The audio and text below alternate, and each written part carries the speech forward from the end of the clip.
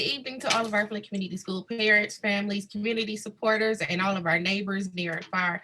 Thank you for tuning in. If this is your second time seeing us today, that's all right. Do us a favor, hit that share button, hit the like button. Make sure that you invite somebody to like this page right here, Flint Parents. That's the place where all Flint parents should be. If you're not following this page today, make sure you do it before we end this meeting.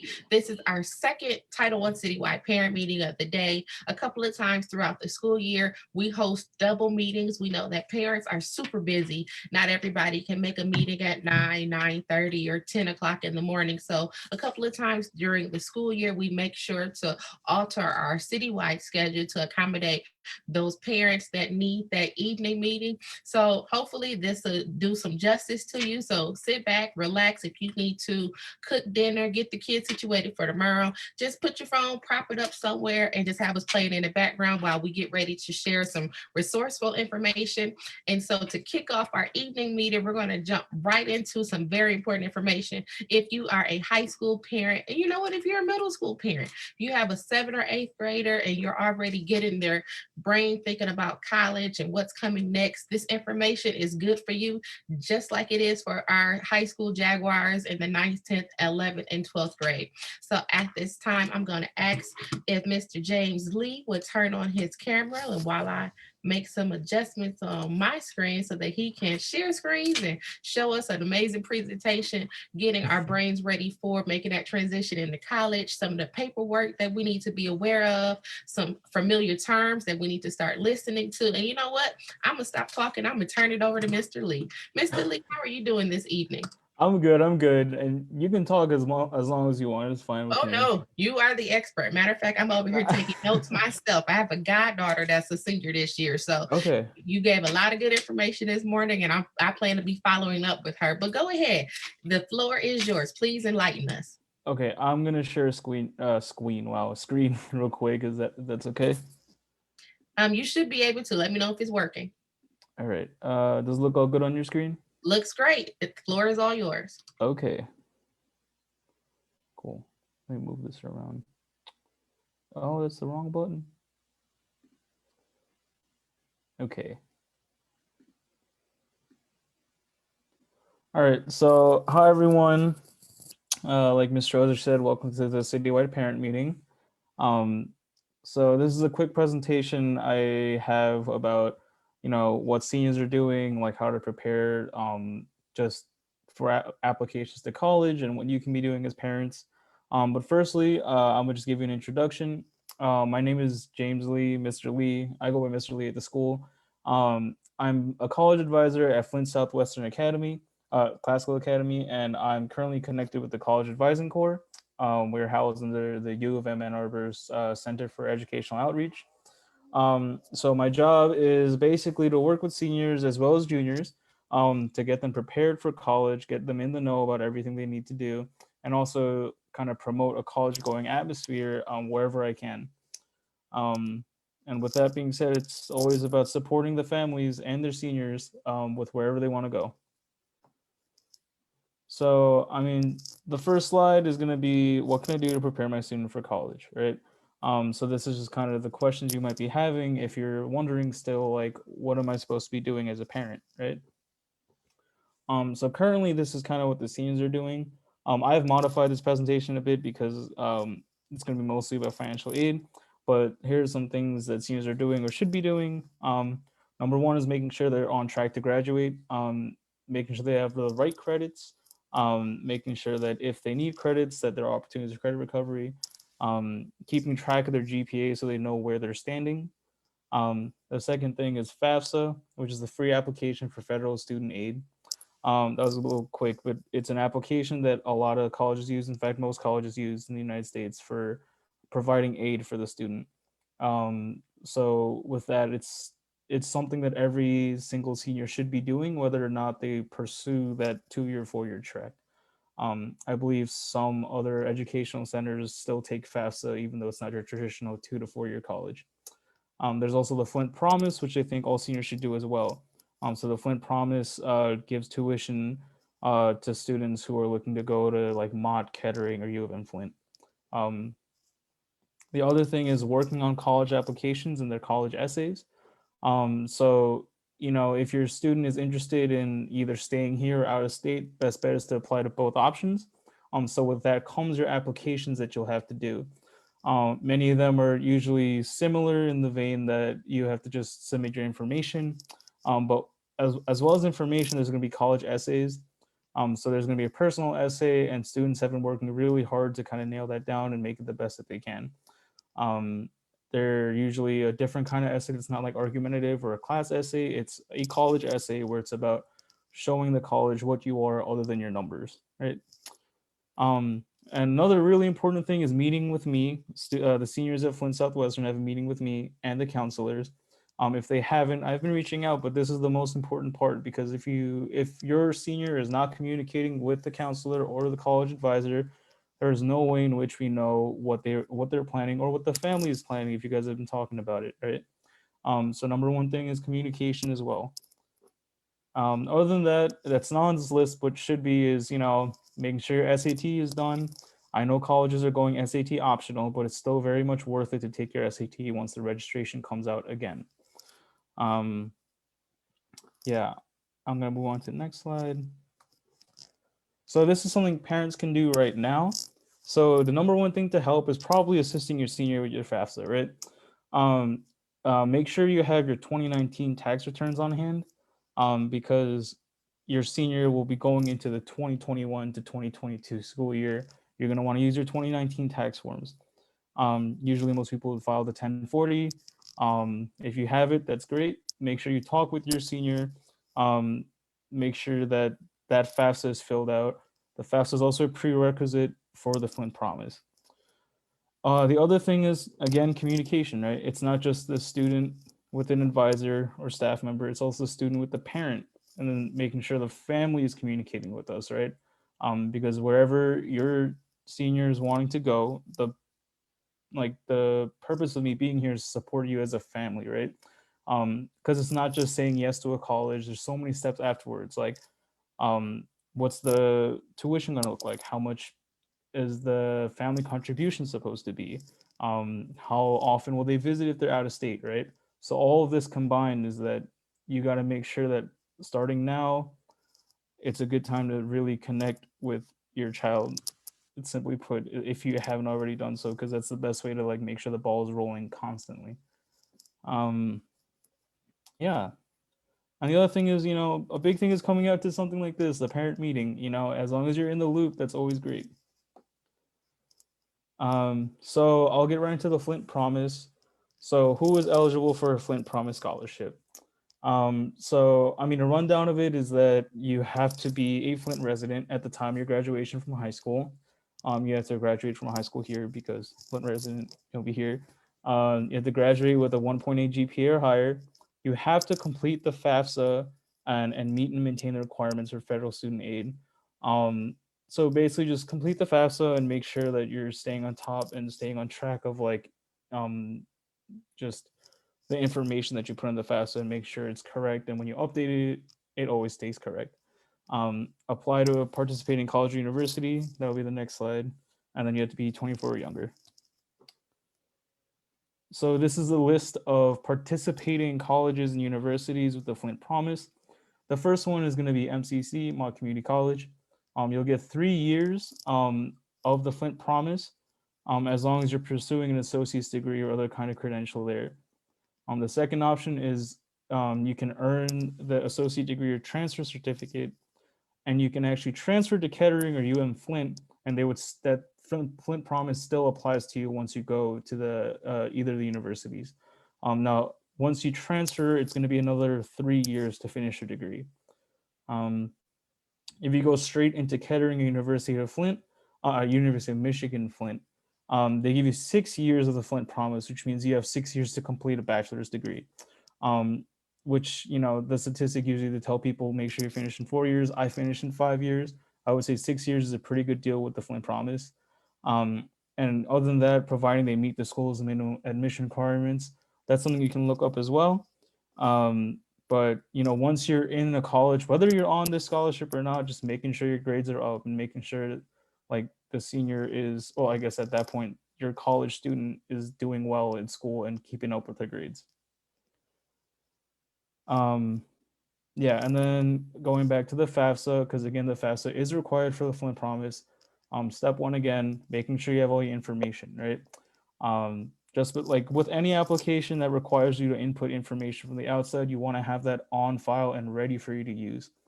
So have your 2019 tax records on file, and have your social security number ready as well as, and your student's social security number.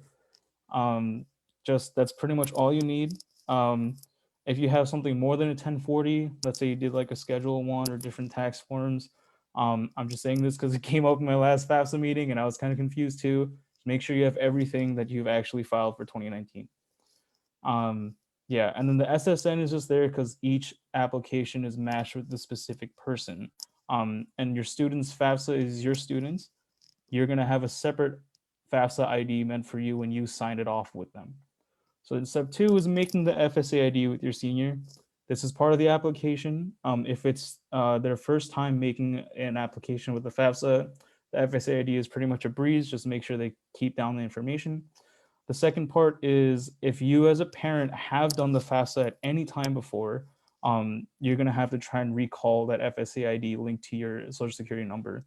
And that's not just if you personally did it to go to college or university. That also means if you have another child who's older and you've done the FAFSA with them and you put in information, you're going to have to pull that information out.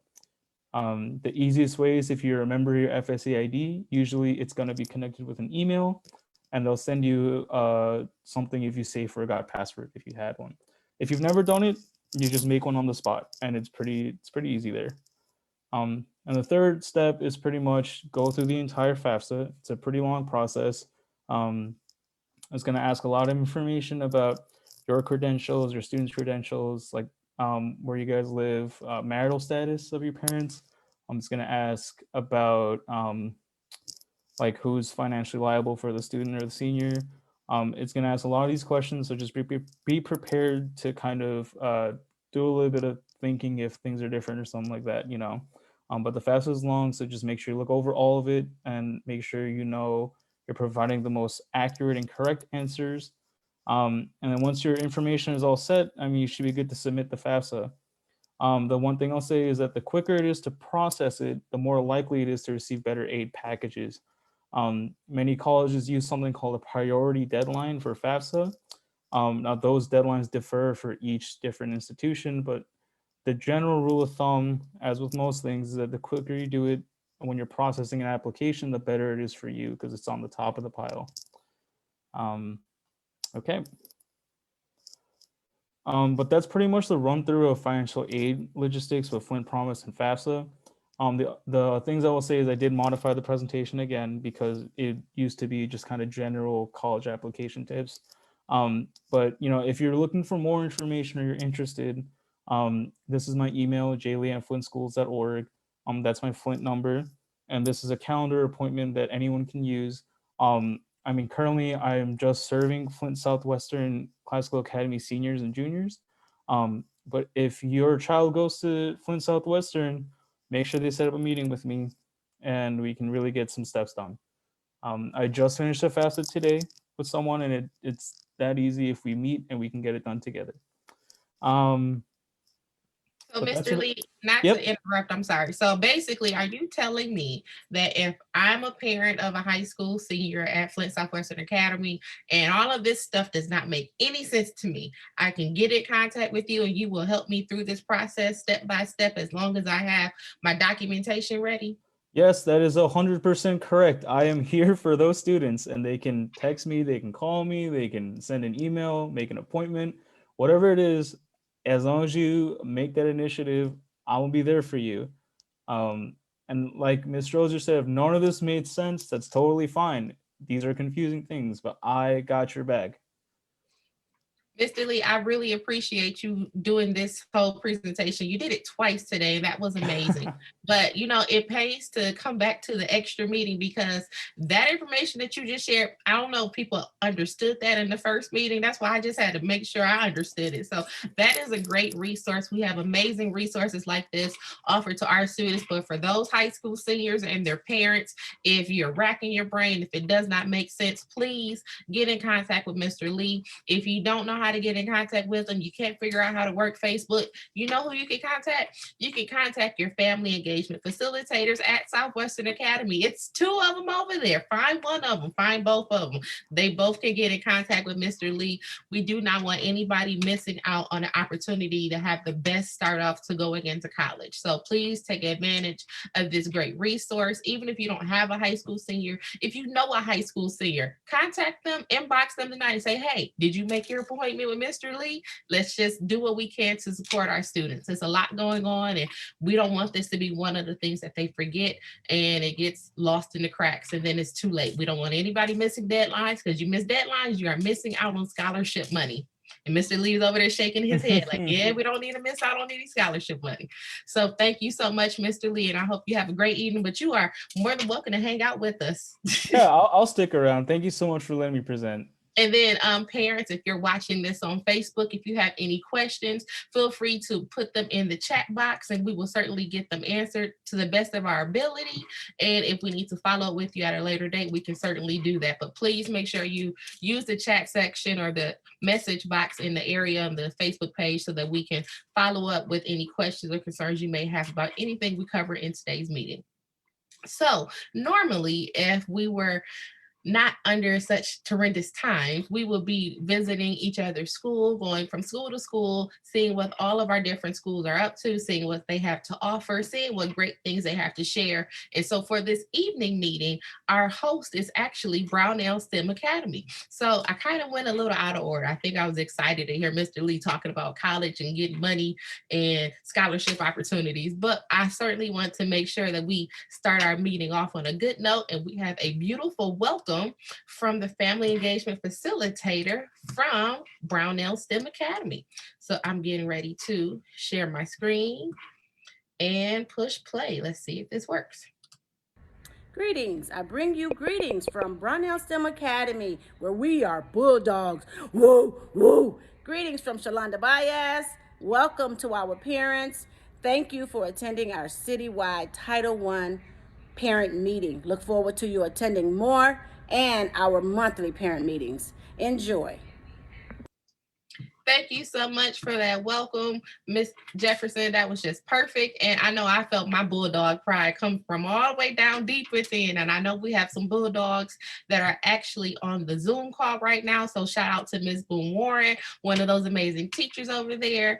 And I'm excited. This is going to be a great meeting. So a lot of our meeting this evening, we will be highlighting some of the important facts that you may have missed out on from this morning's meeting. So a new thing that we started possibly this school year.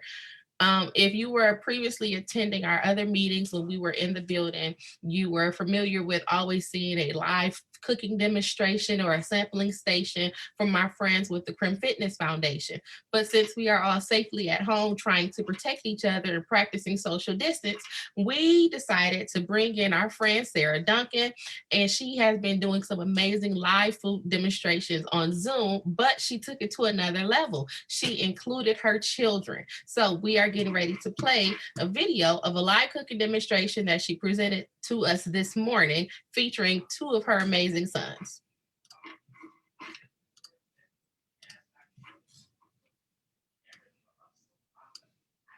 In second grade, and then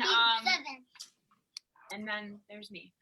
So my name is Sarah Duncan. I am a program coordinator with the Crim Fitness Foundation. You can go ahead and start. So we are doing actually 2 recipes today. So I just was kind of thinking about, with the holidays coming up and, the struggle between, wanting to indulge in all of the holiday goodness, but also, try to stay somewhat healthy. So we're doing 2 kind of healthy side options. So one good way of ensuring some healthy options is if you are bringing one of those to wherever you are. So the cream cheese. Ace is going to be making some cucumber sandwiches. So we've got some cream cheese, which if you're at the store, there are a lot of options for cream cheese. And so you want to try it now? So like a garden vegetable, or if you do regular cream cheese, you could always add like a seasoning to it. And then he's going to be placing just the cucumber slice on top of the bread once he's done cutting it up. If you're not a bread fan, you can always use some sort of tortilla, soft taco shell, even a cracker, or, a whole grain cracker. So we're looking for a whole grain to get those healthy fibers for our body. And then we have Keegan, who is working on some tomato melts. The recipes are going to be shared with you. This one's adapted a little bit in the recipe from our website, Michigan Harvest of the Month recipe. It's taking a big tomato and kind of slicing it. That can get kind of crazy. So I actually tried with these cherry tomatoes. Number one, they're small. They're easy to cut, but also it's kind of like just like a bite size, right? It's like I wouldn't say a finger food. You don't want everybody grabbing, but it's already kind of in its own little serving. So easy to separate. So he's cutting those in half. He's scooping out the seeds. That was also a learned trick that I'm passing along. When I first did these, I left kind of the insides in them. And once he starts adding his seasonings and stuff, and that kind of slid out. So he's making these nice little pockets for what he's going to season them with. All right, Jace, you want to cut this into your? No, you can use this knife. All right, so Jace is gonna quarter his bread, so we're gonna cut it.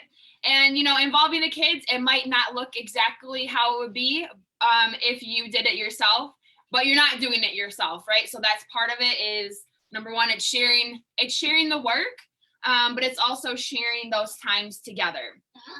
So Keegan, why don't you start seasoning your tomatoes? So he has some Parmesan. And the cool thing is with the paper plate, or you could do, microwavable plate. If you're gonna, you can put it in a pan to bake it in the oven to kind of melt everything together, or the microwave works just fine. So he started with some Parmesan. He has some Italian dressing. He's just kind of covering, and then we're gonna end with some breadcrumbs, and then we've got some mozzarella cheese he's gonna sprinkle on top. Can I have some of that? No, you can't have some of that. You gotta finish this one. Okay, can I have some? Can I have some of that? We're not, you probably don't want to just eat breadcrumbs, but you just heard him. He just said, can I have some of that to eat? So that just shows when your kids are kind of in the kitchen with you, it encourages them to maybe try some of these things that they're working with. So whether it's, you want to get the cucumbers on there? After you get the cucumber on there. So whether it's just the breadcrumbs, right? They're being brave. They're trying something new. And sometimes that's the biggest challenge, is just getting over that. So whether it's just breadcrumbs they tried new, next time it might be a tomato, next time it might be a cucumber. So just put one on each one. Okay. All right. So it's encouraging. It's encouraging them to try it. It's encouraging them to be a part of it. And, when the recipes are shared, they can say, wow, I did that. I made those for you guys. And so, yeah, the boys always love to dig into the cheese. That's a favorite in our house. Okay, that's enough.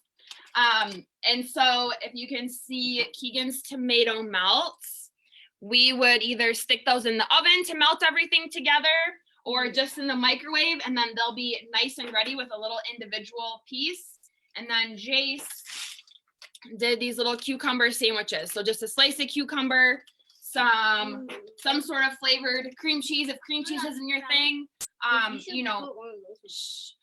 some other kind of spread, and then some sort of bread or grain on the bottom. So we got 2 holiday sides for you. And then, yeah, we'll share those recipes with you. And then if you follow our Facebook page, CrimFit Programs, Creating Healthier Lives, we share a lot of upcoming programs. We have cooking store, virtual cooking, virtual store tours that we can do, and just recipes, tips, things like that. So we hope you enjoy. Happy holidays, happy Thanksgiving.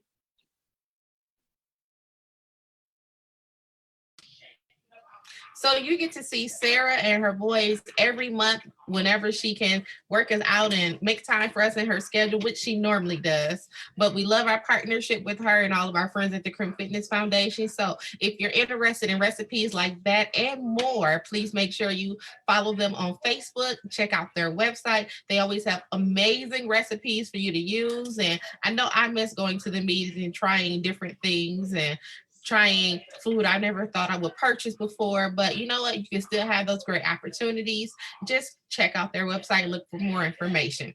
So this month we will be covering for our academic piece important tips about literature and the importance of reading, and not just for our school-age children, for younger children, for older children. And to give us that presentation, we're going to feature some highlights from the presentation Ms. Ike gave us this morning. She is one of our curricular instructional specialists from Flint Community Schools. She is assigned to a couple of buildings, but she has enough knowledge that can be shared across the district. So we're getting ready to share screens and share that video footage with you as well.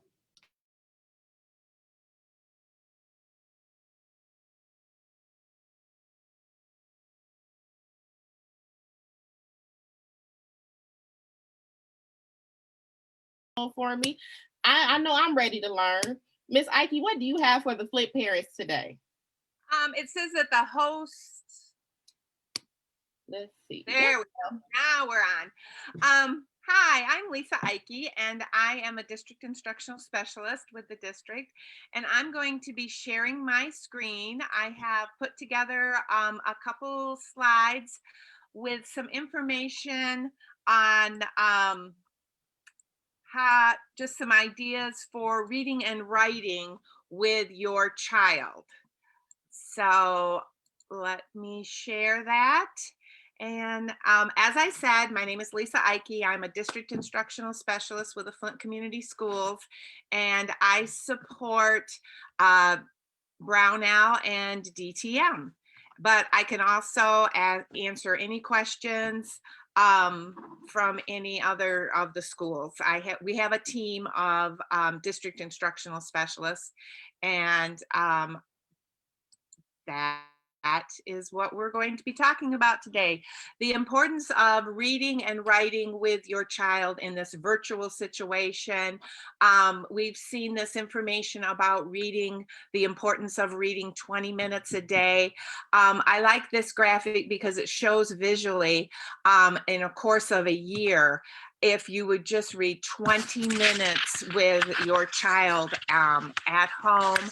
And the next slide has some information about different, let me see if my links, keep my fingers crossed that the links work. This is an article, and it has just some really good information on to rethink reading at home, maybe reading to a stuffed animal or a pet. Because sometimes, you know, busy parents don't have the opportunity to sit and listen, but the students can read to a stuffed animal, or they can have a family with this virtual, they can have reading buddies. It could be an aunt that lives in another state, could be a sibling, just to sit down and listen to them read for the 20 minutes. And it's always nice to have the cozy corner. Find a spot, any spot in your house that makes reading a pleasure time. Kids love to look at the instruction manuals if they're into Legos, or if they have a board game that they really like, or the video game instructions. You can always, bring in reading for that. This time of the year, we might be getting some catalogs in the mail. Have them share reading to look through a catalog. Even the cereal boxes, anything that would catch their attention, and then they can share it with you. Let's see. We also, I'm going to be sharing some games. These are 5 games that children love to increase their reading. There's the famous I Spy, and that is going to be increasing their vocabulary. Anytime you talk with a student or your child, then that is going to be increasing and their reading skills. And the best way to do it is through a game. That would be the I Spy game, or bring in rhyming words. I know when my kids were younger, and we were always, if we were in the car, we would be talking about the environmental print. They recognize the Meyer sign, the McDonald's signs. And then there's also a reminder to take turns. And it could be, depending on age appropriate, it could be reading page by page, or maybe a paragraph, or it could be all the way down to a sentence. Just sharing, having that shared experience is building their reading skills. They can help you write, simple as writing a grocery list. We're getting into the holidays, and they can participate, involve them. If you plan a scavenger hunt, have them write out the information, especially if you're going to be doing it with siblings. Write 4 things, and then they have to, the other child would have to read it, and then have it time to go find the information. Go on a nature walk. I know it's getting to be cold. And then just a do-it-yourself game. You just involve them and make it fun. As long as they're reading, there's so many ways you can bring reading into an everyday activity. There is a document that has reading and writing with your child, and this is it's put out by the Canadian government, but it's a really great document, and it's reading and writing with your child, kindergarten through grade 6. And I have to move my peak ball. There we go. And it just has different milestones that the students will be experiencing, and it has some different activities that you can look at. And I will be sharing this, the link for that. It's the yumpu.com, and it just has some very valuable information for sharing with your child reading and writing.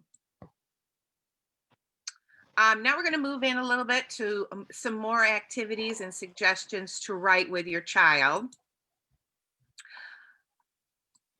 When we are in a virtual situation, the classroom teachers are still going to be following the writing process. And so it's always nice to have those conversations with your child, to ask them, what are you writing about? What process, where are you in the process? The writing process just begins with the pre-writing. That's just brainstorming. Their students are writing down any kind of ideas, and they're putting it into an organization. And then when they're drafting, they're just getting the thoughts from their mind to the paper, and they don't worry about the spelling. They don't worry. They just want to get their ideas down. And when I'm in the classroom, when I'm doing some modeling, I always get really excited and I say, oh, I got this thought in my mind and it's going through. Now it's going to come out. It's going to go through my arm and it's going to come out my hand. And I just love to get everything down. And so I'm just going to write.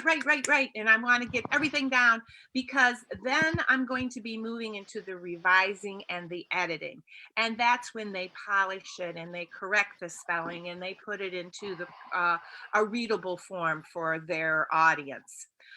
And then the final part is the publishing. And it doesn't have to be every time your piece doesn't have to go all the way through all the process, but that is the writing process. So you would want to find out from your child, have that conversation. Where are they in the writing process? There's many different ways that you can help your child learn to write. From the younger ones, where they're just scribbling and drawing, they may be taking Play-Doh and making letters out of Play-Doh. I know in my house, I have 2 boys. They're now college graduates, but we always had our refrigerator filled with the magnetic letters from the dollar store. And while my husband and I were cooking, we would be giving them maybe a sight word or something to manipulate and make their own words on the refrigerator. So every day, playing with a flashlight or reading with a flashlight, anytime that they can identify letters, and then having them making lists and help you, and just then again, that talks about that writing with the purpose. I wanted to also share with you the lakeshorelearning.com. This is a resource, and there's excellent free resources that are there. It's right here where it's just lakeshorelearning.com, and there's free resources that you can use right now, especially during this time when you are home. And that's a wonderful resource. Again, that's lakeshorelearning.com. Be sure to take a look. I also wanted to share at the Lakeshore Reading, they have for each month, they have writing prompts. This is the November writing prompts. This is all free. For example, today it says, describe your house on Thanksgiving, how it would look, smell, and sound. And that's an excellent springboard to start a conversation that then can turn into a writing, depending on how old your student is. Next week from today is Thanksgiving. And so the writing prompt for next week is to list 10 things that you are thankful for.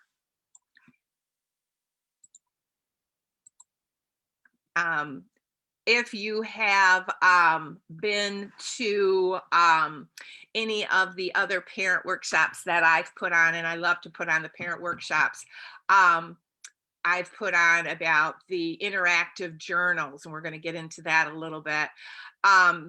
When you're working with your child and you're encouraging them, you want to say, let's play a game.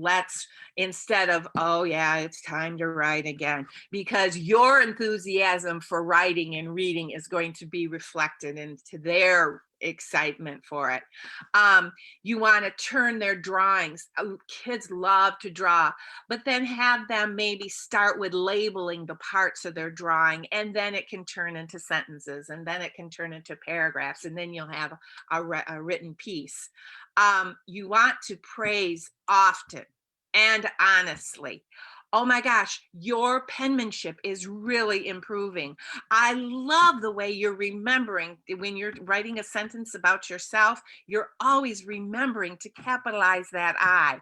And so you want to do honestly and you want to do it often. And then, of course, I talked about that before, posting that refrigerator when your kids are young, that refrigerator the front side of the refrigerator, that belongs to the kids. You want to post any of their work. And I know it's so hard in this virtual because they're not getting papers, they're not bringing papers home for you, but you want to post anything that they work on, that you want to post that on the refrigerator.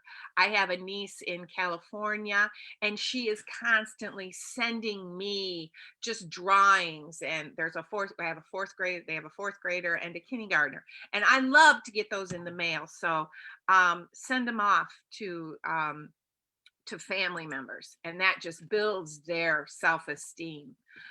You want to have ways that you can encourage writing daily, whether it's a grocery list or that interactive journal that I love so much, or to plan a family fun night. Say you're going to have a game night and you have more than one child. You could have one plan out the refreshments. You could have one write invitations. Even if you live in the same house, it just adds to the evening. It makes it just a special event. And that's fine. That's a daily writing ideas. Now, this is my favorite. If you've been to any of my parent workshops, you know I love this parent interactive journal. It's where you have an interactive experience with your child. You have it doesn't have to be anything fancy. It can be a couple pieces of paper stapled together. I know that when I was DTM, we did a parent workshop, and we actually gave composition spiral notebooks, and just you can ask questions back and forth, and it can be something simple as what is your favorite color? Then you hand it off to your child answers that question, and it's just, you can learn so much about your kids, and it's such a great connection. You can make it fancy, like this picture shows, just between us, Connor and mom. Or it can just be like a regular, like I said, a couple pieces of paper stapled together.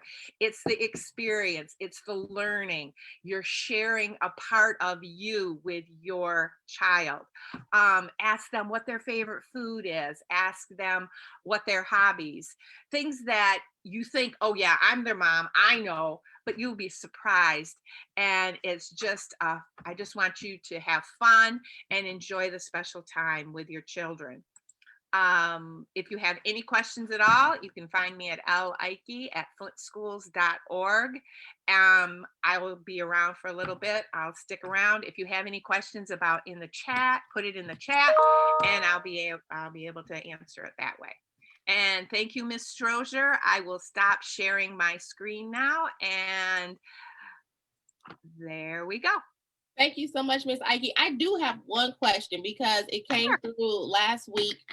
Parents were having difficulties with trying to provide a proper testing environment because that's something we knew that we've had to experience. And if you could just speak on that, I know it's a little similar to the environment that we're already providing for children, but since I think other grade levels, some students will have to do some further testing. And when we have to do testing later on this year, what are some tips that parents can hold on to when their child has to do some testing at home in this virtual environment? Number one, right up at the top, please, please, please do not do the test. Do not help them. This is an experience. This is a time for your student's teacher to get a baseline. We want to know where your child is. And it's okay, because wherever they are is where they are. That is the teachers, that's our responsibility. I always said, when I taught K and 1 for years and years, I looped around. But what I would say to my kids, the first day, I'd say, I'm getting you ready for the next year. I'm getting you ready to move on.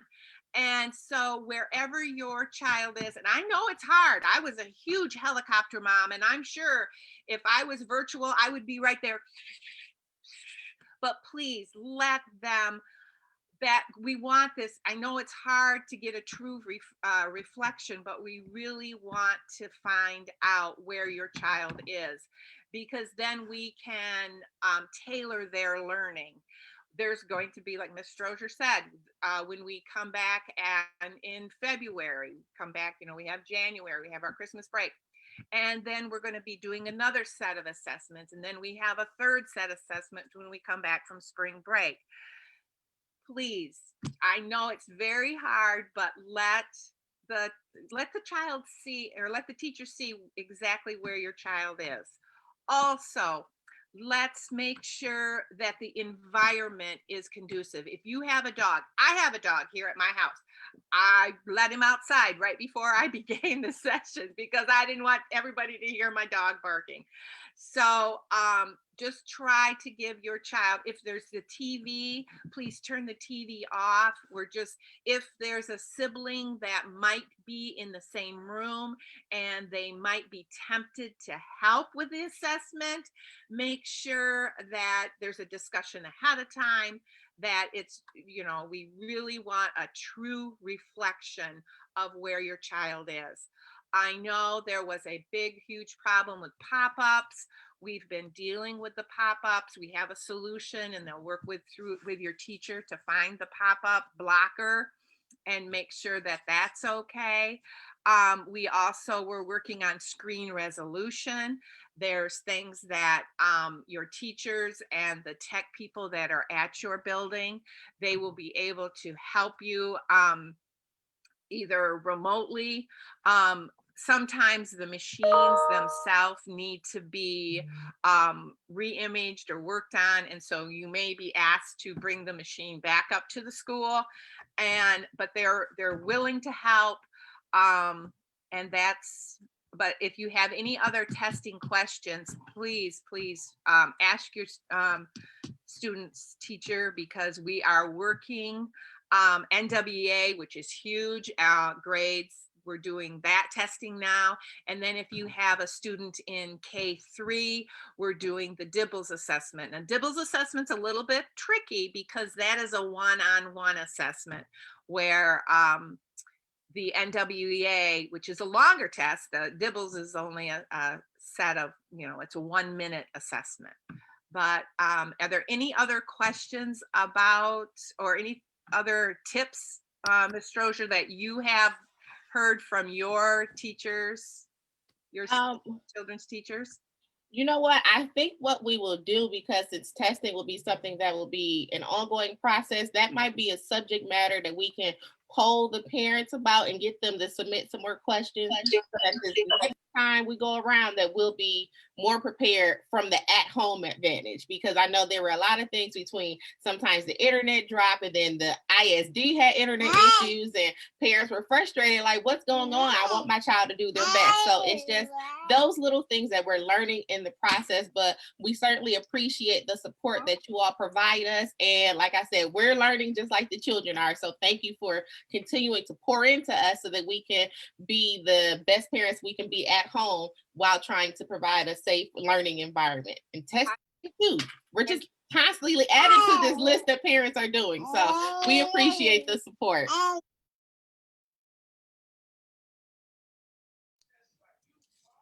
So that was a lot of useful information from Ms. Ike. So make sure that you follow up on those links, those websites that she gave us. All of those resources are free resources, so please make sure you take advantage of them.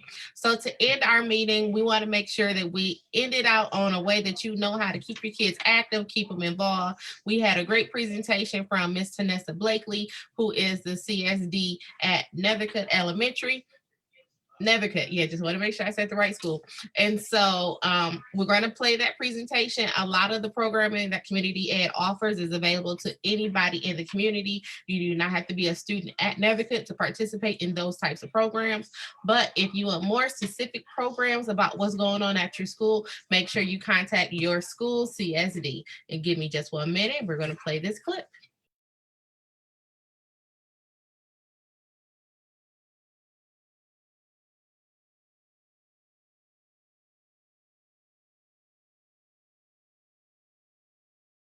families, whatever the issue is that's keeping their students from coming on every day or from being on time, that those issues are being addressed. One way that we're trying to make sure that we focus on not just the families who are not there, but we're also focusing on the families who are coming to school and students who are being diligent and making sure that they're on time every day.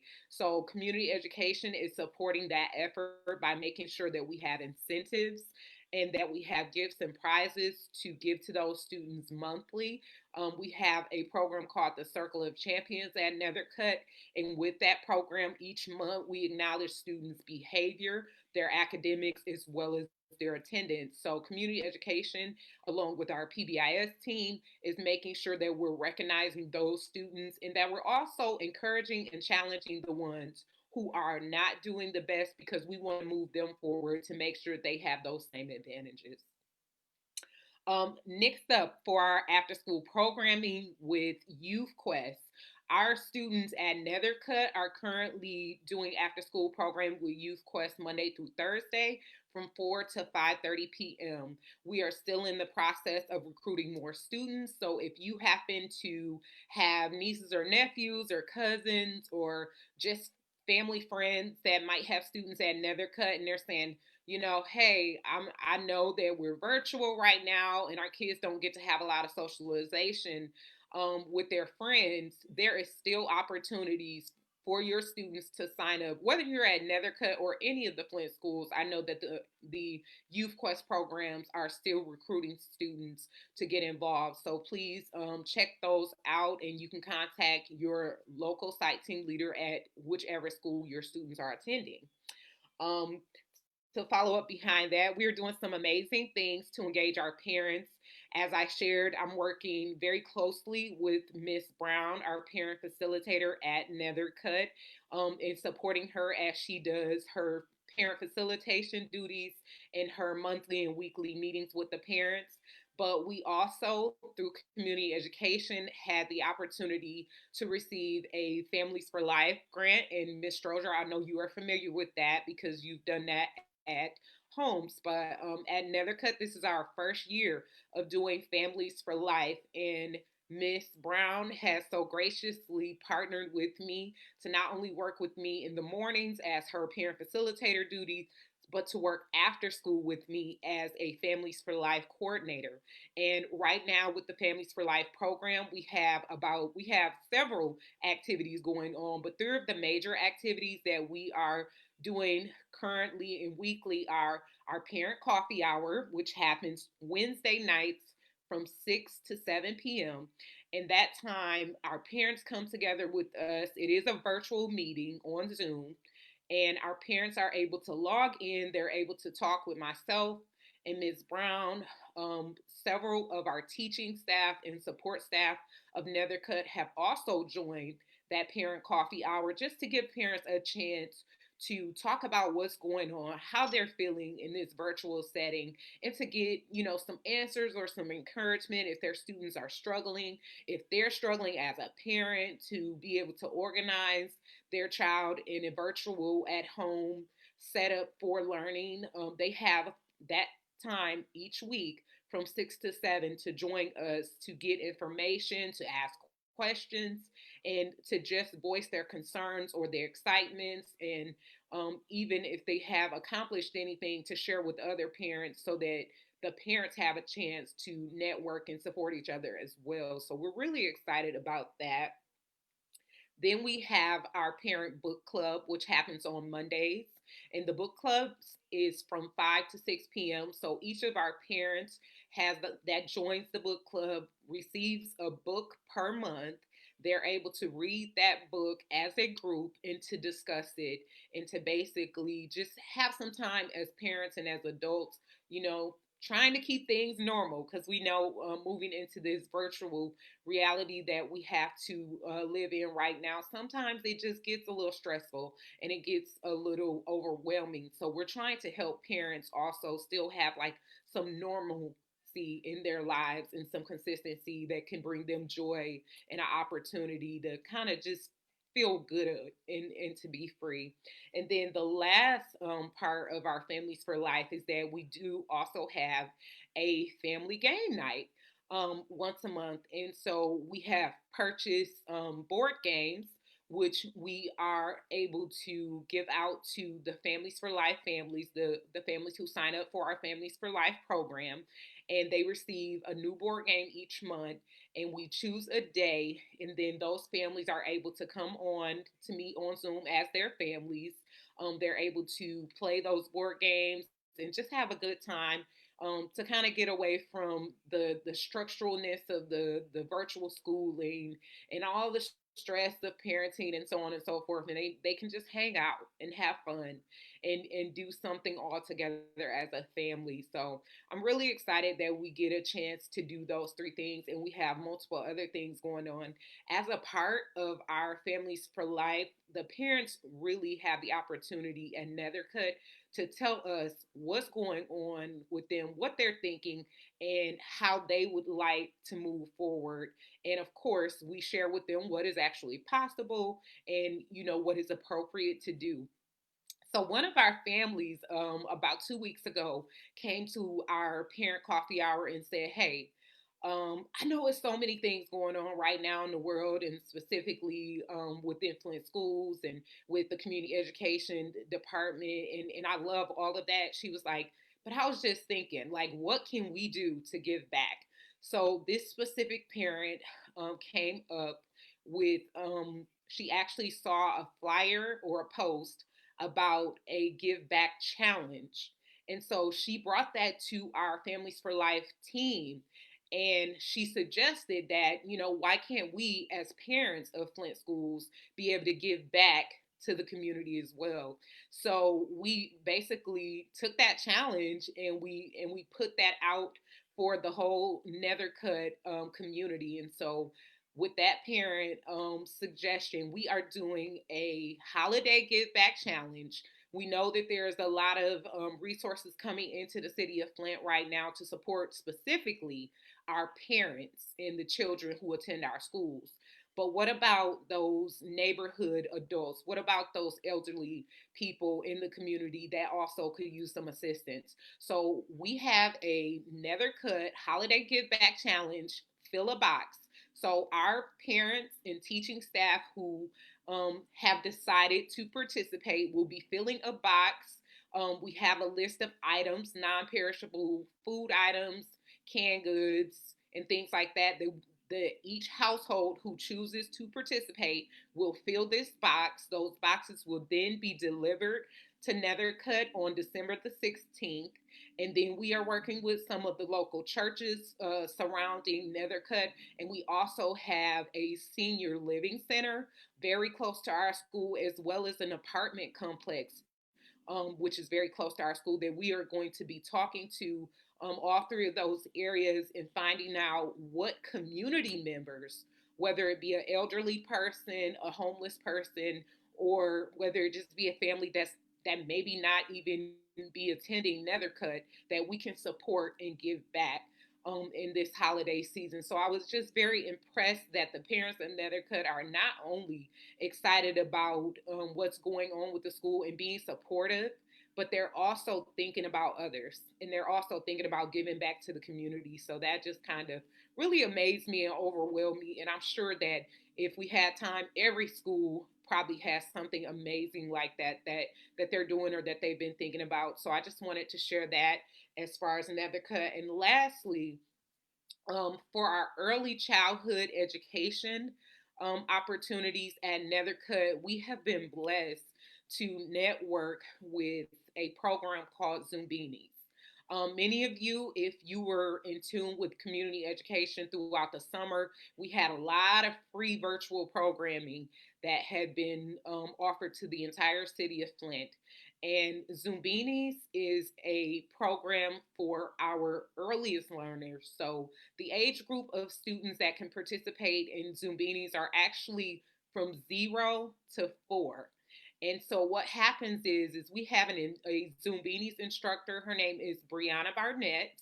She is a certified Zumbinis instructor. What she does is if she meets with our families virtually through Zoom twice a week, on Fridays at 10:30 in the morning and on Saturday mornings at 11. And she basically teaches a song and dance movement class for our early childhood education learning, that 0 to 4 group. It is a pack time activity, meaning it is for the parent and the child to do together. And with that program, we were able to purchase all of the supplies. So for any families who are interested in joining us, you do not pay anything. All you need to do is to register, to sign up for the program. We have opened it up to Genesee County as a whole, so you don't have to be a Nethercutt family. You could be at any school and to join this. And that program allows students to continue to develop their social, emotional, and their social and motor skills. Because they get little instruments that they're able to play with and to dance with. They also get a song book, which is an actual book to read, and it also has a CD that goes with it, so you can play the songs and read the book with your student, even if you are not participating in the weekly sessions. You can do this outside of the weekly sessions to give your child just another boost. And as we've kind of heard with all of the presenters today, it is so important that as families, whether you are the mom, the dad, the guardian, the aunt, the auntie, the grandfather, the uncle, to really be working with our students individually and making sure that we put out that time with the students as well, because when they see us encouraged about their learning and doing things with them, they're more likely to learn.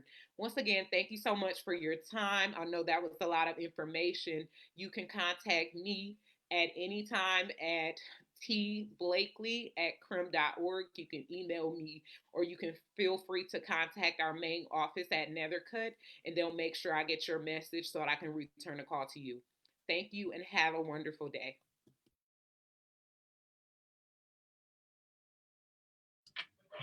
Lots of useful information. Such a great way to end the meeting. And right before we close out, we had a special note that came in from Mrs. Baez, who is the principal at Brownell STEM Academy. She would like to share that herself, along with her entire staff, are working overtime to meet everybody's needs, the students, the parents, everybody in the Brownell family. The patients and assistants families are showing means the world to her. Everybody in that building. Also, she would like for families to be sure to share your preference with what your decision will be as far as when we return to face-to-face, or if you would like your child to remain virtual when the district does open that option back up. So if you have not filled out or made contact with somebody at Brownell about what your preference will be when that day comes, please make sure you call the main office tomorrow. That phone number is 760. You know what? Go check out the Flint website page, and that way you can pull up the right number, because I don't want to give you the wrong number. If you go check out flintparents.org, not only will you find out contact information for all of the schools, you'll get information for Mrs. Jefferson, who is the family engagement facilitator at Brownell, and I'm sure that she will be more than happy to help you out and get any questions answered. Also, parents, not just at Brownell, who's hosting this evening, across the district, if anybody is in need of some extra help, please make sure that you contact your family engagement facilitator, like Ms. Blakely mentioned. There are tons of resources that are being poured into our district so that our families will be comfortable in the midst of everything that's going on. If you are in need of some extra love, some extra resources, some extra help, or maybe you just need help with answering a question, please reach out. We are more than happy to be here to be some assistance to you, to help you navigate through those issues. And thank you, Mrs. Warren. The number to Brownell is 760-1643, 760-1643. So this concludes our November meeting. Please make sure you mark on your calendar for Thursday, December the 17th, for our next Title I Citywide parent meeting. Next month's host will be Pierce Elementary, so make sure you look out. We are coming on that side of town, virtually, of course. Have a great evening. We want everyone to stay safe. Enjoy your holidays at home, and do not forget, mask up to save your neighbor and to save everyone around you. Have a great evening.